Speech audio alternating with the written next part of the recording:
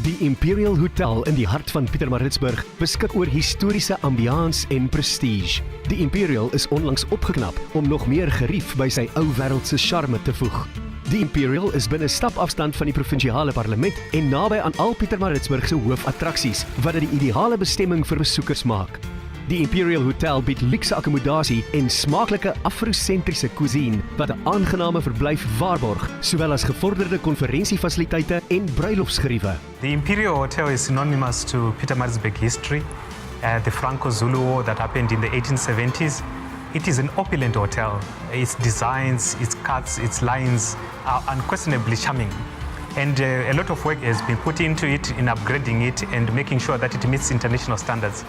We are forging our way forward with new management and the team that rallies behind me in making sure that it becomes an iconic product and a hotel in South Africa and later on in Africa itself.